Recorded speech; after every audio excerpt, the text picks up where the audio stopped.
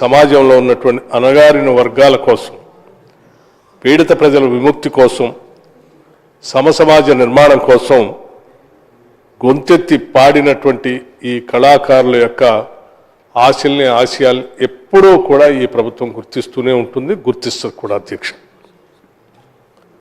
కేవలం గేయాలు రాయటమే కాకుండా ఆ గేయాల్ని ఆడి పాడి ఈ సమాజాన్ని ఉత్తేజపరిచి అనేక రకాలైనటువంటి ఉద్యమాలకి, ఒక సమసమాజ నిర్మాణానికి పావులైపోయినటువంటి అనేక మందిని కూడా ఈ ప్రభుత్వం గుర్తిస్తూనే ఉంటుంది. అధ్యక్ష, గుర్తిస్తుంది కూడా. అందులో భాగంగానే ఇప్పటికే పెద్ద ఎత్తున చాలామంది కళాకారులను గౌరవించుకుంటూ వచ్చాం.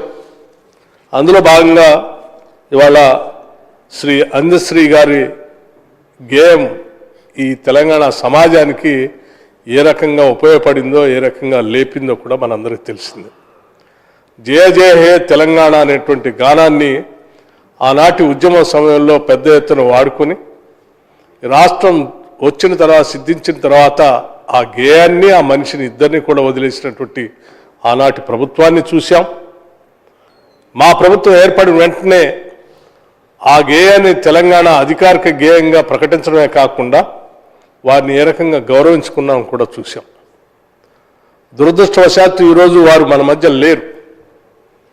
వారి అకాల మరణాన్ని చింతిస్తూనే, వారి గౌరవాన్ని పెంపొందిస్తూ, వారి జీవితం అంతా సమాజం కోసమే, మాయమైపోతున్నాడమ్మా మనిషి అన్నవాడు అని చెప్పి వారు రాసినటువంటి పాట మానవత్వం కరువైపోతుందని సమాజంలో వారు చెప్పినటువంటి పాట ఈ ప్రభుత్వాన్ని స్ఫూర్తిగా ఉంటుంది. అధ్యక్ష, తప్పనిసరిగా ఈ ప్రభుత్వం అందుకే అదే మానవత్వంతో ఆయన జీవితం మొత్తం, కుటుంబం అంతా కూడా ఈ సమాజం కోసం త్యాగం చేస్తే ఆ కుటుంబాన్ని ఆదుకోవటం కూడా ఈ ప్రభుత్వం యొక్క బాధ్యతగా భావించి ఈరోజు వారి కుమారుడు శ్రీ దత్తసాయి గారికి ఉన్నత విద్యాశాఖలో, డిగ్రీ కళాశాలలో అసిస్టెంట్ ప్రొఫెసర్గా నియమించడానికి మేము ఆర్డినెన్స్ 7 తేదీ 25/11/2025 నాడు తీసుకురావటం అయింది.